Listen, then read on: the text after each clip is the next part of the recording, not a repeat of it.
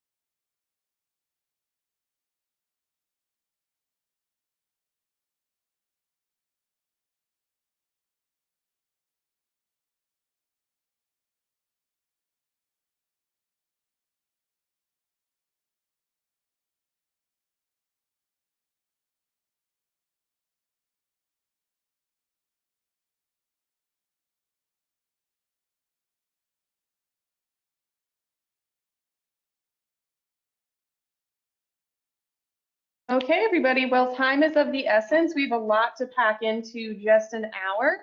So we're actually going to go ahead and get started. If at any point you have questions, you just want to put anything in the chat, feel free to do so. You can see the panel here. I want to point out that questions, I believe, will go right to me, but the chat, you have the ability to participate with the whole audience. And there will be a couple points where we ask for reactions or feedback or ask you some questions. So please make sure that you're using the chat and responding to entire audience. Don't be shy. I encourage you all to actually participate and share and use that chat. Now is a time when you're in a learning space to make mistakes and to learn and grow. So don't be afraid to do so alongside us today. Okay, so to start, if you're looking for allyship alongside transgender identities, you are in the right place. So that's what we're presenting on today. My name is Amanda Slichter. My pronouns are she, her, and hers. I identify as a white, cisgender, bisexual woman. I'm an assistant director of residence life at Kutztown University, and I will let my colleague Kaili introduce herself as well.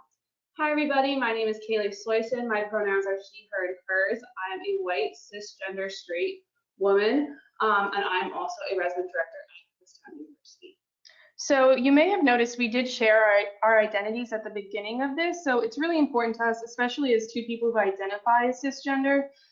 We're passionate about this. We've done our homework. We have some experience in this area, but we do not identify as trans. And we want to be very clear that even if you are a member of the trans community, you can never speak for an entire community. And please know that's not what we're trying to do today. And to also kind of compensate for our lack of personal experience, we have some stories of trans folks put in here and some voices. So we hope that helps tell the story of the trans community. And we just wanted to own those lenses that we're coming at this from. Okay, so we are going to go ahead and get started. And bear with us. We normally present this in person, and we're both admittedly a little bit nervous about not being able to interact as actively with people. So we are going to try some things with that chat, and hopefully it goes well. Okay, so getting started.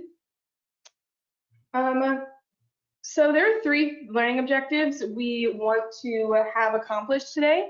So first, we want to increase your knowledge of just general terms and concepts related to transgender identities. We also recognize that there's about 20 people on this call. Some of you are probably in very different places from others. So we admit some of you may be bored by the first half of this presentation because you already know a lot of this. But we want to keep in mind that this could be brand new for a lot of people. So hang tight with us, but we are going to do general terms and concepts related to sex, gender, gender identity, all that good stuff. We also want to assist you with recognizing exclusive and inclusive thoughts, behaviors, attitudes, and not just others, but also in yourself. We tend to do this thing, especially when we feel that we are an ally. We are really good at pointing out things in other people or saying like, oh, you're not supposed to say that or don't do that. But how often do you reflect on how you contribute to transphobia and to cissexism? Have you thought about it today? Have you thought about it this week?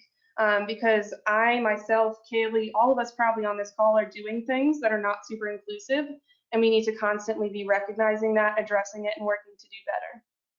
Lastly, and I would argue most importantly, we want to equip you to better act as an ally and in solidarity with your fellow student, with your fellow coworkers, sorry, students, and all fellow humans who identify as trans, because we're more than just our work, right? We just want to be better humans.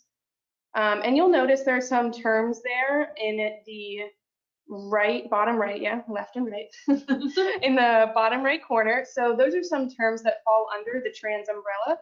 You'll notice the little asterisks, and that's just to kind of indicate that the trans community is very broad. So there are a lot of terms that we're referring to beyond a trans woman or a trans man. And some of those are there. Obviously not all of them, but again, we're not all about terms and definitions today. One thing I will say that I kind of jokingly tell people all the time, go and Google after, right? So we want to use this as an opportunity to be a little more engaging and focus on this third bullet here a little bit more. But please, like as allies, it's important to do your own homework and do your own research. So if any of those terms in the bottom right look unfamiliar, maybe jot it down and look it up later and see how you can better understand some of those identities. Okay. So moving ahead, we've already said this word a few times, so I think it's important for us to be on the same page about it. People talk a lot about allyship, and I think there's a lot of feels associated with allyship. People often kind of take that on and just give themselves a label, pat themselves on the back and say, cool, I went to this Allyship Alongside Transgender Identities webinar. Now I'm an ally, I'm great, I'm good to go. It's not that easy. We have a lot more work to do. So this definition, bear with me as I read it out loud. Allyship is an active, lifelong commitment to showing up for and advocating alongside historically marginalized communities. By leveraging power and privilege, allies practice ongoing learning, embrace challenges, and own their mistakes in order to create a just, equitable world for all. So normally when I share this definition, I ask people to kind of reflect and share what stands out for you about this. In the interest of time, I'm going to tell you all some things that hopefully are standing out for you about this. So active and lifelong, this is a process. You could learn everything. Well, you probably couldn't, but if you could learn everything there was to know about gender and sexuality, in like 2 minutes, it's going to change. And there's a lot that's constantly changing and evolving. We learn more, we do better, terms change, language evolves. So that's why this needs to be lifelong. Advocating alongside, I would argue, is I think one of the most important parts about allyship. Sometimes we get so hype about being allies and helping people, we forget that it's not for us. This is not our space. Like we said, Kaili and I identify as cisgender, so it's important for us to remember that, you know, we may want to share and advocate, but at the end of the day, this is not our story, and we are guests in this fight. Lastly, the other thing I want to point out is an equitable world for all. Allyship is not just about one identity, and in order to be a good ally, you have to remember that people are made up of all sorts of identities and we don't exist in a vacuum. So there's other things that play into this, such as race, which we're going to talk about a little bit later. So that's allyship. It's a little more complicated than some folks may think. Okay, so basic terms and concepts. A lot of you may have seen this before. This is our friendly little gender unicorn on the right side. And they have a few terms around them that we're going to go over just to make sure we're on the same page. I'm kind of giving you the quick and dirty bit of it, so again, please feel free to Google. But let's start with sex. So as you can see, right there in the unicorn's crotch, we have some chromosomes. And I think when most people think about sex, the first thing they think of is male, female, right? We're just thinking literally, very literally, penis or vagina. And that's really outdated. And we could have a whole other session and a whole other conversation about intersex identities. But in reality, sex is made up out of your internal and internal sex organs. It's made from hormones, chromosomes. It's a lot more than meets the eye. So it's important to kind of debunk that myth. Next is sexual orientation. Again, we could have a whole other slew of sessions on sexual orientation. But it's important to know that that's not what we're talking about today. So trans identities are very separate from sexualities. These are two different things. It'd be like talking about apples and oranges in the same session. So sexual orientation is who you're romantically attracted to. Next, we're going to talk about gender identity. So gender identity is a person's sense of self as a man, a woman, a different gender, a combination of genders, or having no gender at all. And this is regardless of genitalia. This is regardless of sex. So gender identity is your truest notion, your truest identity, your truest form of yourself. It's your understanding of yourself. That's where that comes from. And then lastly, gender expression is how someone presents themselves and their gender to the outside world via dress and mannerisms. I mean, things like hairstyle, facial hair, painting their nails. This may or may not coincide with your gender identity, and that's important to note. Most people will see or observe someone's gender expression and make a decision about their gender identity for them, and we call that gendering. That's not always accurate. As an example, so for me, my gender expression is very feminine. So I wear makeup, sometimes I wear lipstick, paint my nails, I like to wear a dress. So these are all what society has said is stereotypically feminine things. So many would say I have a feminine gender expression. I also happen to identify as a woman. So my gender expression does match preconceived notions of what a woman may do to express her gender. However, there are some folks who may paint their nails, but do not identify as a woman. And there's lots of examples with that, but that's just one to kind of illustrate that gender expression is not always indicative of gender identity. So I just wanted to separate those four things. Again, I think many of us are already aware of these things, but just in case, it's important to kind of give that foundation before we start talking about the transgender community. So another thing, so the two prefixes, so trans means across and cis means same. So I think it's important we're talking about the transgender community, we're talking about trans-identified individuals. It's important to just as often use the word cisgender. And ask yourself this, why is it important to have a word such as cisgender? What would we do if we didn't have that word? Right? So I know you're probably thinking what I'm thinking, well, we would just say like not trans, or people would say worse things like normal, or like offensive terms basically. So it's important that we have a term like cisgender so that we're not saying things like that. And I encourage you to use that word and have people become more aware of that word. Transgender umbrella. So we already talked in a previous slide about under the trans umbrella, there's a lot of different identities. It's a very vast community. So again, feel free to look that up and learn about those identities at another time. So cissexism and transphobia, very, very similar.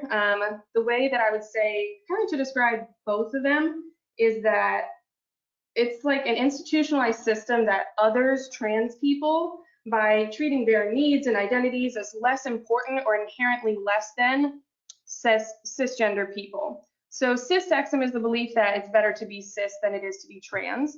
And transphobia comes from that belief of treating, that's where the treating people poorly comes from. And that could be a person, that could be an institution, that could be a country, that could be laws. There's a lot of layers to that. But basically, those are what those words mean. Again, if you have any questions along the way, feel free to pop them into questions, or if there's anything you want to chat with the group, you could put that in chat. I know that was a lot to digest, and we're moving quickly, but we just want to get everyone on the same page. And there's more. So first of all, I hope you like our little comic on the side. As a parent, I really like parent puns, so hope you enjoy that. Gender dysphoria. So that is one that we wanted to talk about. So to define that, it is discomfort or distress that's caused by one's assigned sex and the desire to change the characteristics that are the source. So really that means that it's a feeling of discomfort in your own body. Transition is how a lot of folks will address that feeling. So it's used to refer to the process of a trans person or gender variant person changing their bodily appearance. So that could mean hormone replacement therapy, surgery, a number of medical procedures. Or it could also mean simply changing your gender expression and or just your documentation, things like your birth certificate, to be more congruent with the sex that you identify with, the gender you identify with. So that's a very complicated way of explaining transition. It's important to note some things about transition, which Kaili is going to share a video in about 2 slides about, because I think we have some stereotypes around transitioning and some expectations around transitioning that are really problematic in and outside of the trans community. Gendering we talked about earlier, so that is something that we do for ourselves. but it's also something others can do to us. And it's important that we let people gender themselves and we're not going around gendering people and assigning pronouns to them. I'm sure we all do that and may not even realize it. When you're walking on the sidewalk and someone passes by, do you inherently categorize that person as a man, a woman? We're having these assumptions and we're gendering people. That is human, and you can work on correcting that and not making assumptions. It's really problematic when someone tells you their pronouns or tells you your gender and you make a decision to disregard that anyway. Pronouns are the words that people use to describe their gender. So they may use they, them, theirs, Z, they may use she, him. These are all what we're talking about there. And it's important to know that there are options beyond just she or he. Coming out and disclosing. So this is going to look different for everyone, and we'll have some stories and discussion about that in a little bit. One thing I want to note is that coming out is never done. That's a lifelong process. And I think that's important to know, even as a bisexual woman. I know that I may come out and I had my moment of coming out and telling my story, but every time you meet someone new or you have a new staff or you go work somewhere new, you're always coming out again. And I think trans folks may have a similar experience of, constantly coming out or choosing not to come out because of safety reasons. And disclosing, another term here, it's important to know that if someone discloses to you that they identify as trans, that you do not assume that that person has disclosed or come out to anyone else. And you're asking where that is and is not appropriate to share. Okay, so this is the last for terms and concepts, so bear with me, we're almost done here. But there are just some words that we've heard kind of tossed around or heard people say that we wanted to bring into the 21st century a little bit and talk about how these words are not acceptable anymore. So we've heard people, for some reason, I don't know where this comes from, but we hear people put an ED on the end of transgender and make it transgendered. So that can feel very much like something happened to you. So that's not what a trans identity is. The proper term is trans or transgender. For example, if someone identifies as gay, they wouldn't say that they are gayed. That, again, sounds strange. It sounds like something happened to that person rather than claiming their identity. Sex reassignment surgery, pretty clear why that one's problematic. That sounds more like changing something, whereas gender confirmation surgery is affirming the gender that someone truly inherently is. The last one here is a little tricky. So transsexual, many folks in the trans community will find this to be an offensive, overly sexualized, overly medical term, and it was used very medically and kind of offensively back in the 80s and early 90s. However, some folks, typically actually older folks in the trans community, may have grown up knowing that term and really identify with that term. So we kind of ask people, when is the only time okay to use this? If someone says that that's the term they prefer.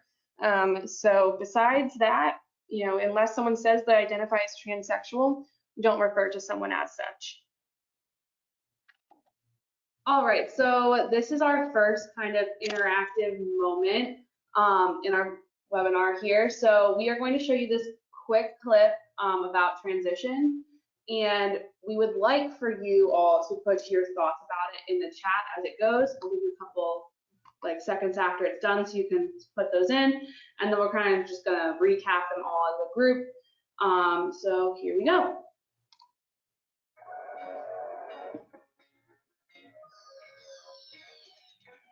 Hello and welcome to another episode of Trans 101. Today we are talking about medical transition. And what is that? Very simply, medical transition is when a trans person or a non-binary individual will choose to medically transition via medicine.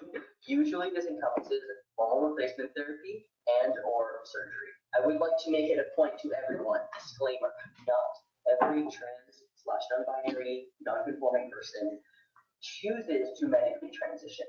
Okay, some people don't want to do it, some people can't afford it, and some people are not able to physically do it because there is something with their body that does not allow them, like they have a medical condition and they're not able to transition medically. So keep in mind that no matter where the trans person is in their life and their type of transition that they're doing, they are still valid as trans people. Not everyone can or wants to go on hormones, and not everyone can and wants to have different types of surgeries. I have known people personally who have gotten surgery on top and who have never been on hormones, and that's how they like it, and that's how they want to keep it. I know other people who have been on hormones for years but never want to have surgery. And I also know people who have gone through hormone replacement therapy, have had top surgery, have had a hysterectomy, and have had bottom surgery. If everyone is on this spectrum, and it's okay to be wherever you are, the trans person that you know, or you as a trans person, non-gender conforming person, gender non-conforming person, non-binary person, etc., is still valid. You are still 100% valid as trans. And I am trying to really like disclaimer this and put out this explain this a lot, and really reiterate this, because this is a huge problem in this community where a lot and outside, where a lot of family members will never take the person that they know, their trans child, their partner, their sibling, their coworker, they won't take them seriously unless they medically transition. This is very, very, very problematic discourse that we have in this society that needs to be switched around. So when people start to understand that you don't need to medically transition in order to be trans, we'll all live a better life. Now, most people medically transition. Okay, cool. So that was our clip. So we're actually gonna have you put them in your like comments about it in the questions section, and then we're gonna kind of just like unpack them all. So we'll give you like a minute or so to put some comments, questions, thoughts into that section.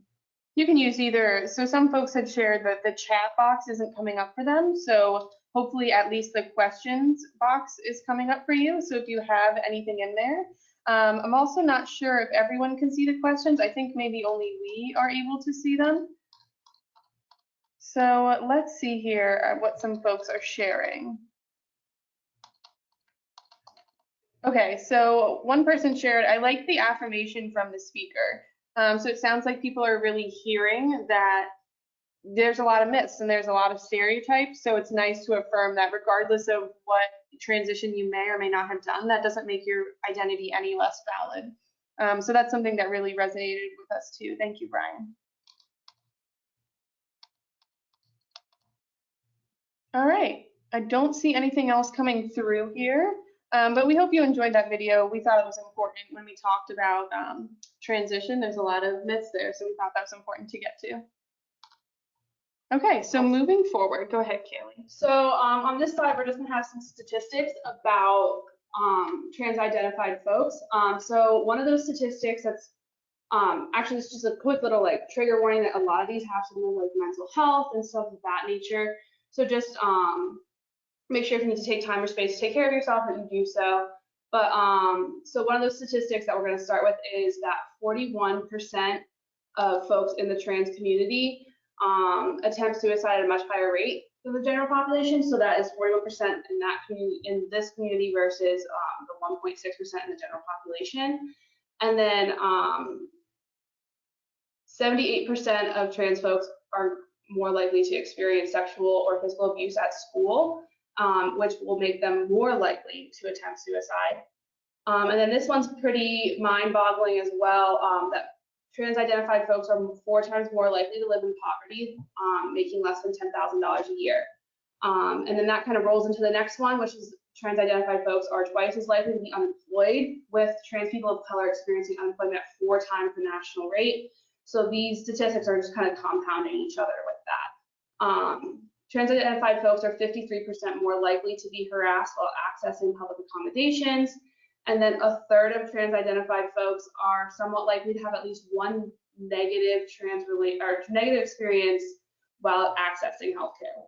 And healthcare is something that like we need to stay healthy and stay alive as a human. So it's pretty alarming that that's such a high number. And then this one is also kind of, actually they're all really shattering, but trans-identified people are most likely of the LGBTQ+ community to be murdered, with 25 murders occurring in the US in 2019 of trans-identified folks, and all but one of those was a person of color. So as a white cisgender person, that is something that I'm like, oh my gosh, that is a huge number, a huge statistic.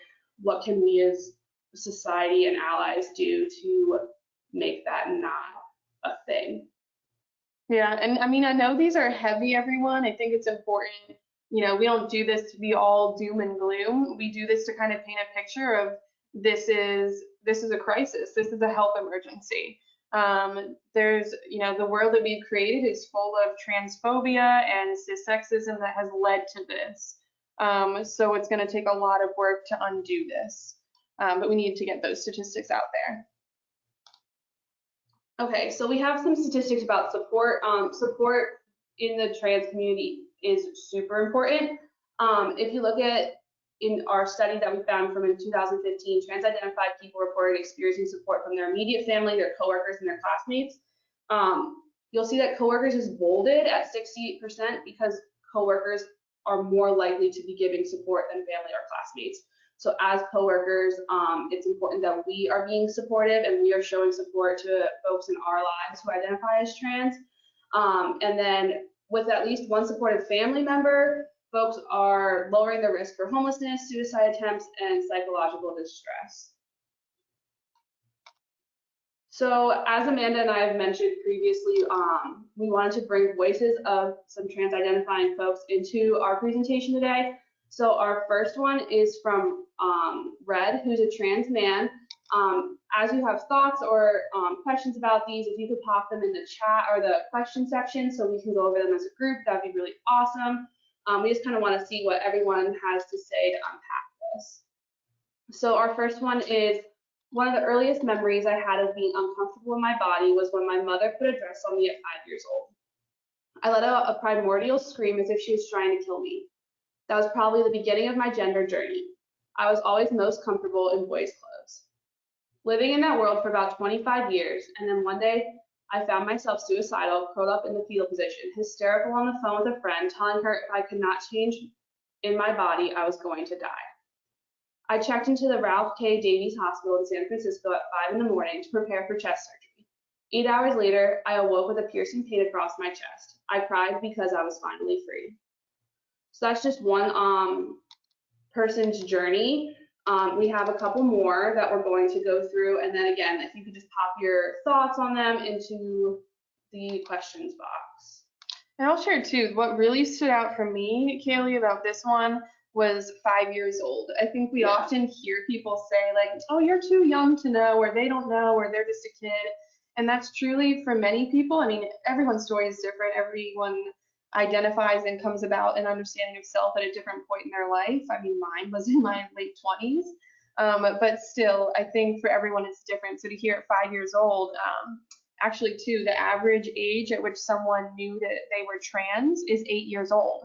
And that's not something that people consider. So the age thing is really what stands out for me here. Yeah, definitely. So this next one is from Erilyn, who identifies as a trans woman.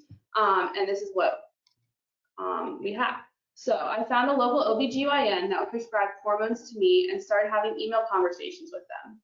In June, it was almost time for me to start HRT, hormone replacement therapy, when my mother accidentally logged into my email address and read the conversation. I then received an email from my father asking me about it. I told him how I felt, and he told me my feelings were self-centered and destructive. Heartbroken, I almost gave up, but I managed to keep going, get prescribed hormones, and due to lack of income, go on and off them for a few months. Recently, my parents asked me to leave their home, and after I came out on Facebook, my father told me he refused to call me by a different name or be around me. So if anyone has any thoughts about this one, you can pop it in. Something that stood out to me is the lack of support from the family, and just how this person's family basically was like, we want nothing to do with you. So this is where, as coworkers, friends, colleagues, as an ally, we can really step in and be the support system that someone needs during this time. Yeah, that's great. And I think another thing that makes me think about like what you just said, Kaili, is the importance of chosen family. I mean, really, your colleagues and your friends, these people are going to become your family. It's people, I know a lot of people, including myself in many cases, where our family is our chosen family because people cannot accept our identities. And we do have, I'll let you handle this. Okay.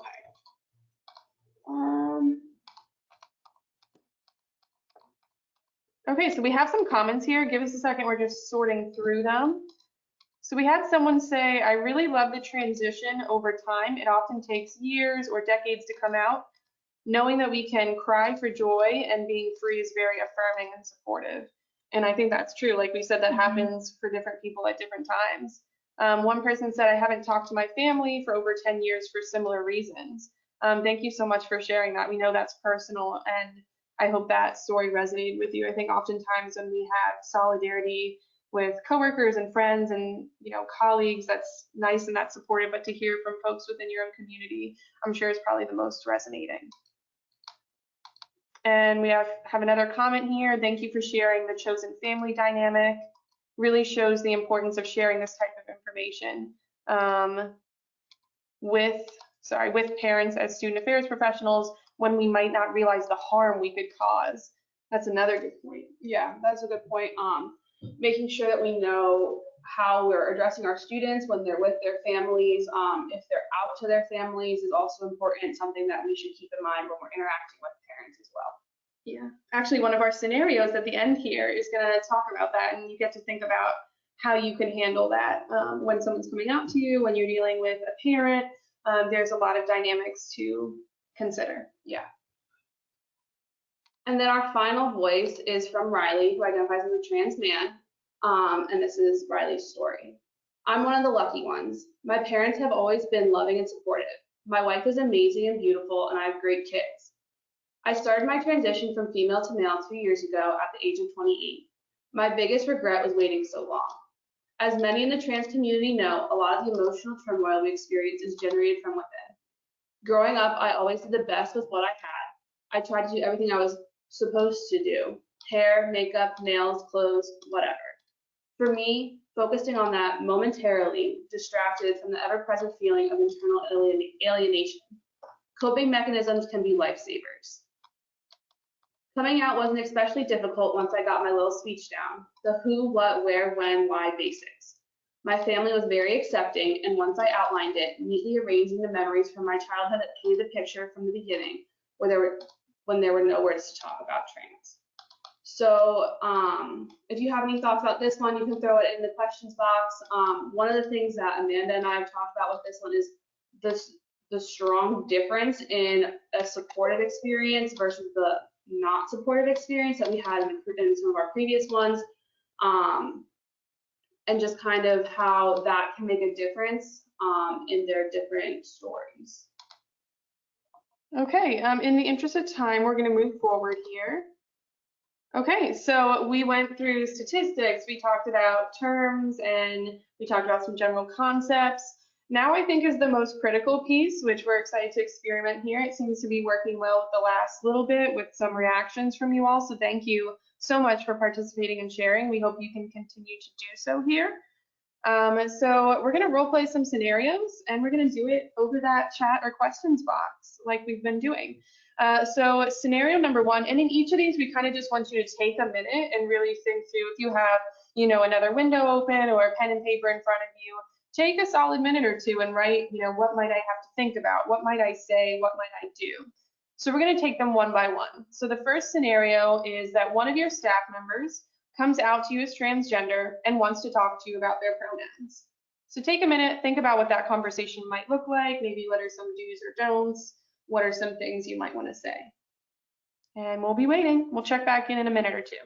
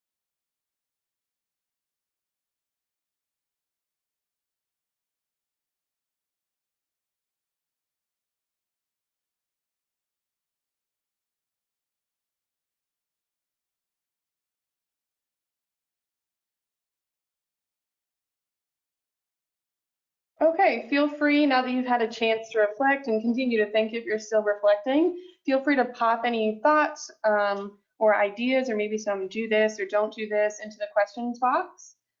And I want to loop back as you all are typing those in. I see one person has already put something in, but I want to loop back. So I don't want to not acknowledge we had a question a little bit ago that I just saw. The question said, if you don't mind my asking, during your research, have you found that there seems to be more acceptance of trans men versus trans women? Hopefully that is okay to ask. I feel that is something I have noticed. So I think that's a really good point. I think when we looked at those 25, if you go back and look at, I can't remember my source, I could shoot it to you, I see your name here, but a lot of the murders specifically that occurred were for trans women. So I wouldn't be surprised if this came from a place of sexism, toxic masculinity. I imagine that society has a harder time swallowing that, and there's more transphobia there. So it's a good thing to point out and notice. Okay, so we have a lot of comments rolling in. Thank you all for participating. It's so interesting to see how this happens, not in person, so that's great. So let's see here. Let's scroll back to our first comment. So we have a good one here. This is good to start. So thank you for coming to talk to me. What would you like to talk about? That is such a good first place to start. So Kaili and I have talked about this a lot, and have even, some of these are fictional and some of these are real.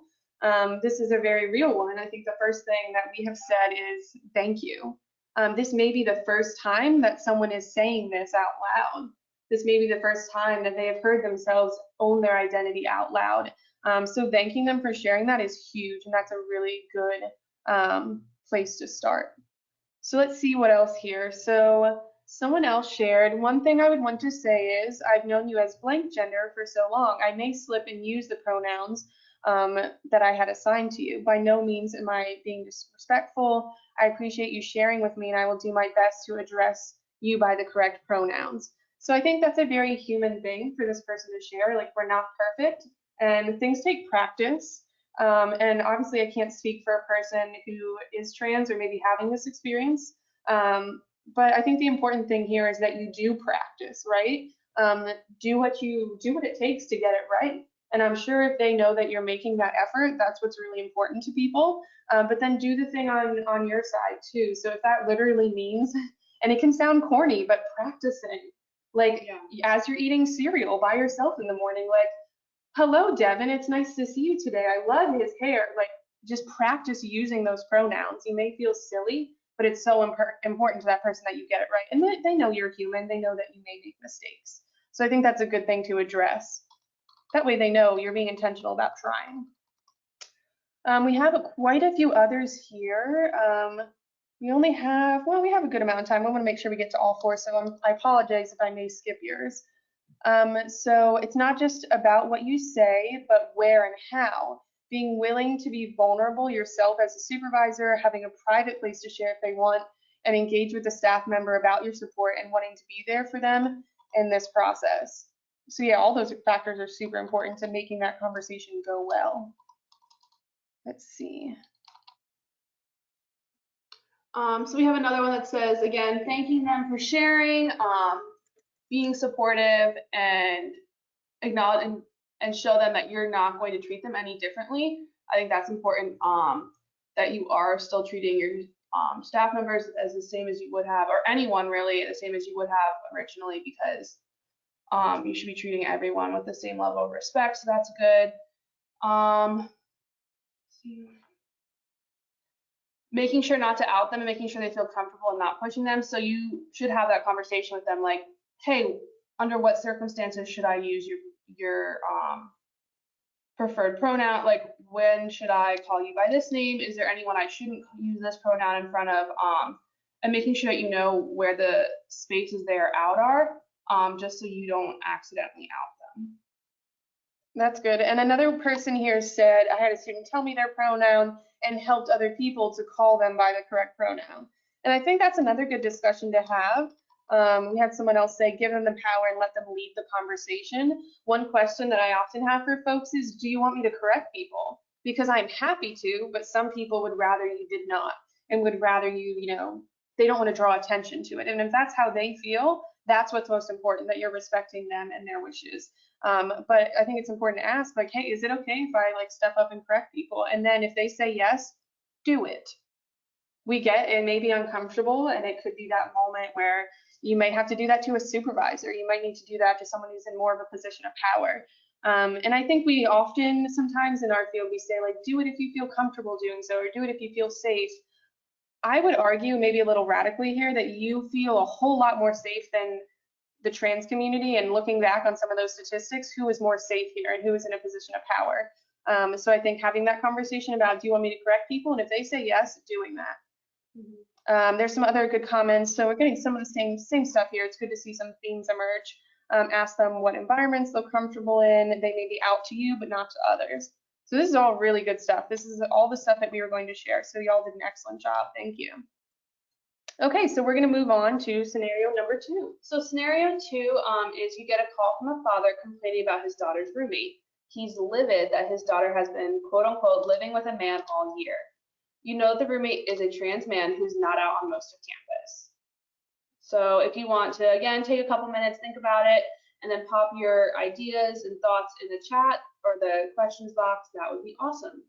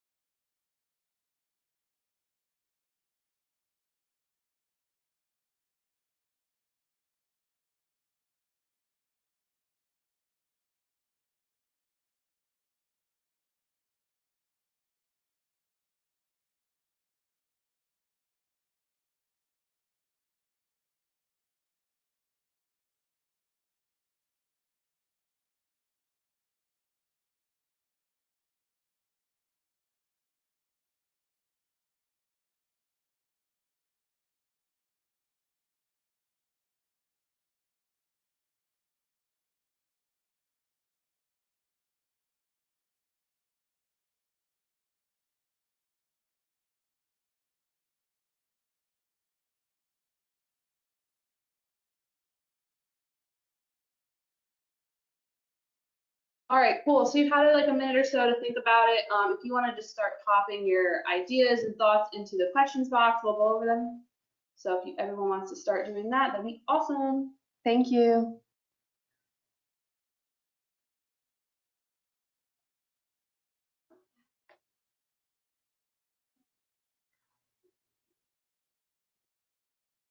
This one is admittedly a little bit more challenging than the previous one. I think that's definitely something we can agree on. Sometimes the things we want to say to these folks may not be the most helpful, and we have to take a second to breathe and really think through what we're going to say. So we do have a comment here that we're going to read out loud what one of our participants reacted. So this comment says, while some trans individuals want gender inclusive housing, they may not. Having that available on campus is great, but don't expect all trans individuals to use it. Honor their gender identity and housing choices while also doing the same for cis roommates. I recognize some schools have a harder time with this, maybe religiously affiliated, all-female colleges, etc. So yeah, that's a good point. Some schools do have gender inclusive housing, and while it is there and it's a great opportunity, not all folks are going to use it. And the processes in which folks get it also differs from school to school, so that might be reasoning why people won't use it. And then just religiously affiliated and all-female colleges, that's something that this could be a really good talking point about, figuring out what is going to be done to support students in this kind of a circumstance is really a good thing to think about.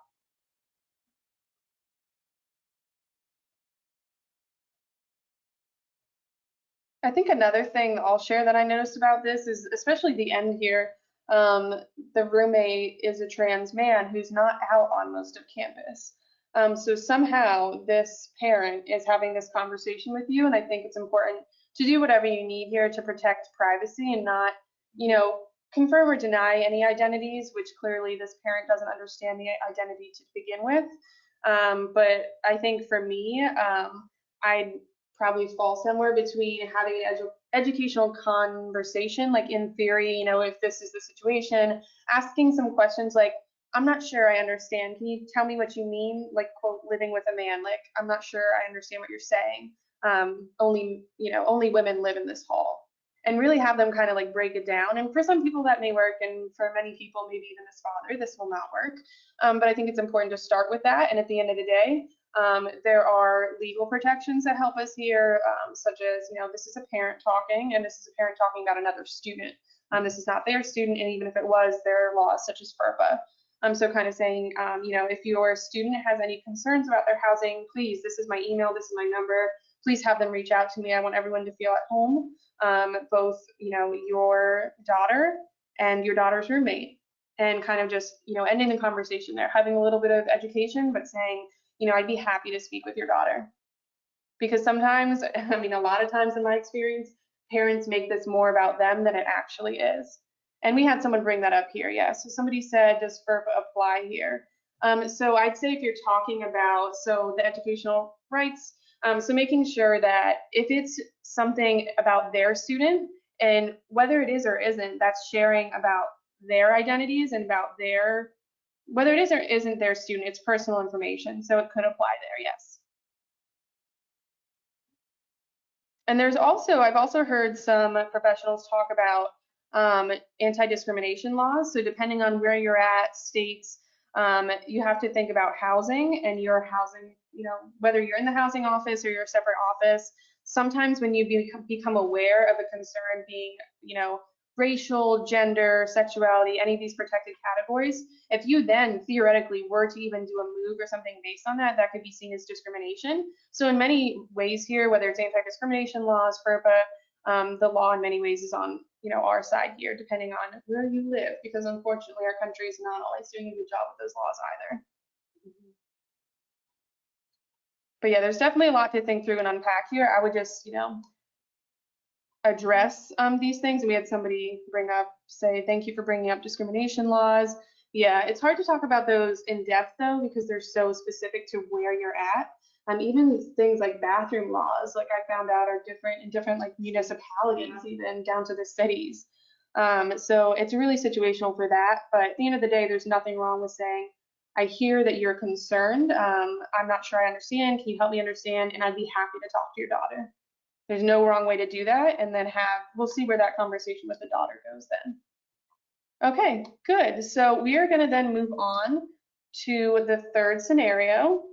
So scenario number 3, this is a tough one. So in a one-on-one with your supervisor, they share that they are a passionate ally for the trans community because they have a friend who they are, quote, pretty sure is transgendered. So understanding the dynamics of that, and the person being your supervisor, what are some tactful ways, or what are some ways that you could address this? What might you say, or what could you do? So again, just take a minute or two and think about that. And as you come up with things, feel free to drop them in the chat.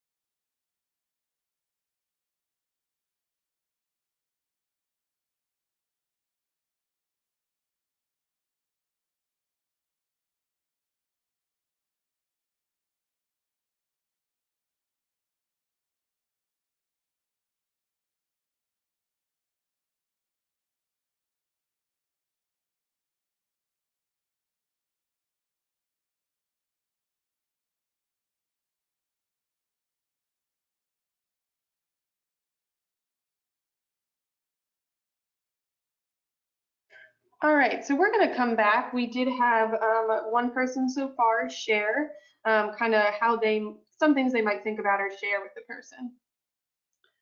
So the response was they would talk about webinars like this one, correct the past tense and ask, how are you pretty sure? And then kind of talk about like making assumptions about people based on their appearances, which is a really good place to start. Yeah, and I like what you said about talking about webinars like this. So, it's your supervisor. You want to have a good relationship, but you also know that it's necessary to address some of the offensive things that were said here. So talking about webinars like this is a great way to kind of, as I say, call them in instead of call them out. The point is not to make this person feel like shit. Like, that's not the point. The point is to make them feel like they can do better and learn and grow, right? We want to call them in. So saying like, hey, I'm glad that you're a passionate ally. Like, I'm working hard to be an ally too. I actually just went to this webinar.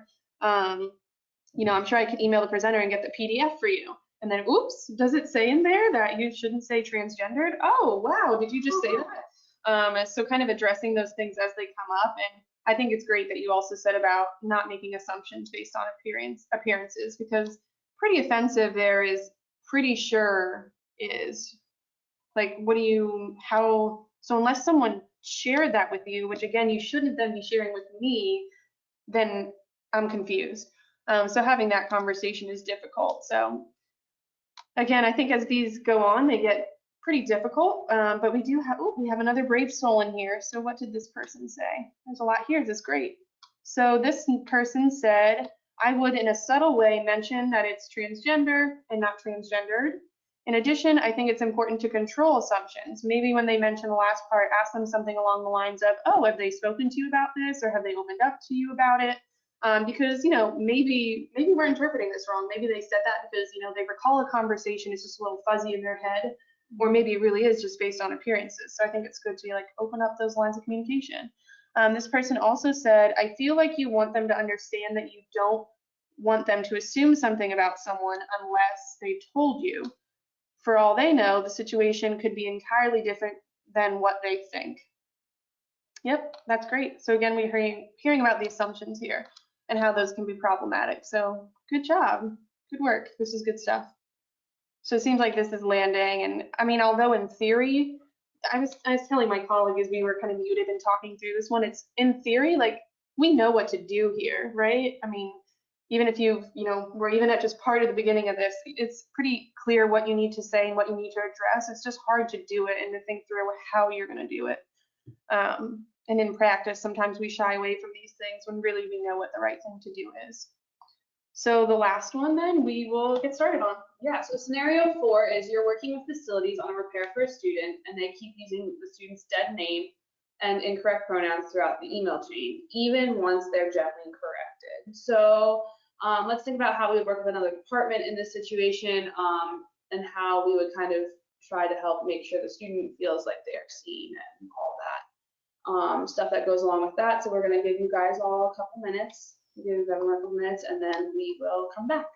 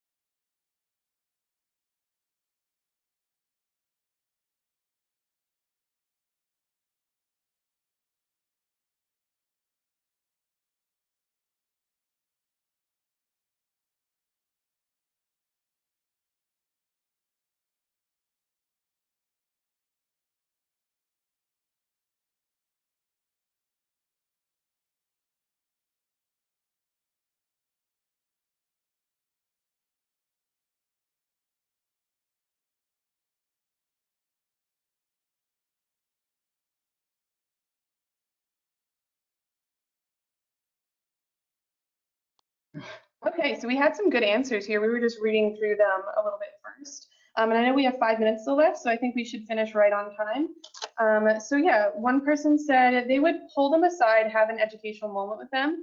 I feel like a lot of people who do this are people who are not educated, maybe just don't understand how important it is to use the right name and their pronouns correctly. Yes, there are some people who do this to be rude, but a lot of issues are due to ignorance, whether that's, generational, racist, a straight person who has never had to think about this, and may lack the education, and call them in, just, kind of using that term. So another person said, I would definitely ask my supervisor about it. Is this the same supervisor that's an ally? That's awesome. To see if the supervisor had any thoughts on the facilities department. But I would definitely try to have a person in person talk with them. Oh, that's great to talk to them in person, as email can lead to misinterpreted intent, tone, and could make facilities feel called out. Maybe if receptive, I could send some informational materials to the facilities workers involved, pull them aside, and have that moment. Yeah, that's great. I think that's good. I think you have a good point about email. It's not really a great learning space to like confront someone and have conflict. So not being afraid to like take them for coffee and talk about it. And, I'm glad we worked together really well. There's something that was bugging me. I wanted to talk to you about it. And I know you probably didn't mean any harm, but this is how it came off. That's a great angle to take. I love that. We had someone share, I've had this happen with university police and had to correct them on the phone, and took the conversation private in a separate email to discuss the correct names and pronouns. Yeah, that's great. Again, talking to people in private, especially if it's in a different department, is like a good professional courtesy. But at the same time, I will say, depending on whether or not the student is on the email, it may be also good to like acknowledge their feelings too. We want them to see that someone is affirming their identity. So it can be tricky depending like who's on the email. But I think you all are on the right page about, calling people in and getting them on board. Someone else said, especially if this coworker has had direct interaction with the student, it's a little bit about what we were just talking about, I would say to them in a separate email that this student has asked us to call them X and to refer to them using X pronouns. It is important for all students to feel supported here, and this would be a great way for you to show your support to them. So again, so even if you can't meet with them in person, it's like digitally pulling them aside and tapping them on the shoulder to call them in. So that's great. Good job, everybody. This was, a lot of these were a little tricky. Even as we were making them, we were like, woo, yeah, like deep breath. But these things happen. I think 2 out of 4 of these I've had happen to me in the last year. So, and some of them, may not have happened, but we've heard about them happening or could easily happen. So it's important to talk through these things. I think when you practice and have a little foresight, you do a little better. So lastly, I'm just going to share our last slide here for some takeaways. Let me just minimize my screen quick. Okay, so how can we continue the momentum of this conversation? So just help educate students, friends, family, and coworkers about trans people. So sharing some of the things you learned, what you do or do not say or could do to be more inclusive. Sometimes those conversations are different with family or different with certain friends, but it's important to have those conversations because if you don't, no one else may. Share and discuss your journey with others. So like go tell your colleagues and other people in your office, like I was just on this webinar, did you know? And sharing that information. Support non-discrimination protections that include the transgender community. Sometimes we get so caught up in the interpersonal piece and what you can say or do to an individual in an individual conversation that we forget about the institutional discrimination, the institutional all of the discrimination that's out there is on all different levels, not just the interpersonal, and we need to do our work and use our voting power to help with those non-discrimination protections. Practice pronoun sharing. This is a tricky one. So the way that I like to handle pronoun sharing is I make it a point of, no matter if I'm in a conference space or meeting a new colleague or even a new friend, if I'm meeting a friend of a friend, I'll say, hi, I'm Amanda, I use she, her, and hers. And sometimes people will look at you like you have 3 heads, and like that's an opportunity to break down like why I say that. I know it's not always great if people make assumptions, and that's why I'm sharing. And that can be super important. One thing that I will caution people against is requiring pronoun sharing, because you may be putting someone in a space to lie about their identity if they're not out or don't feel comfortable sharing. So you can say, I'm going to share my pronouns. Feel free to share yours too if you want. That could be a good way to handle that. Don't tolerate exclusive language from others. And depending on your institution and what your policies are, consider reporting. So if you have a reporting system on your campus, which please, please, please, I hope you do, report it. Don't be shy. The worst that happens if you don't have enough or it's not clear enough of an example of discrimination or prejudice, then, it'll just be thrown out and, we can have that conversation and different ways of not tolerating exclusive language. But if you have a reporting system, use it. Assume that you have trans folks in your circles and work to create more inclusive environments for them. So this is really important too. I always tell people, just pretend that someone in the same room with you identifies as the identity you're trying to be an ally for. The worst thing that's going to happen is you're going to be too inclusive. Darn. Like, that is not a bad thing. Lastly, treat transgender people with respect by using their pronouns and not asking invasive questions. My staff gets super uncomfortable when I say this, but I'll literally she's laughing because I've done it. But to really pound in the point about this, I'll say you wouldn't ask me about my vagina, so don't ask anyone else about their genitals. And I think that's a good way to close the conversation. So thank you. If you have any questions, feel free. We didn't really put our email addresses in here, so we're going to do that just in case you have questions. I'm going to drop our email here. It's very large. We will make it smaller. Otherwise, I know many of you probably have to head out, so feel free. Otherwise, you can pop something in the chat or send an email. And that's all we got. Thank you so much for tuning in, and look forward to other McFuho emails. There's going to be more webinars, so just stay tuned and see what else we have to offer. Thank you all. Bye.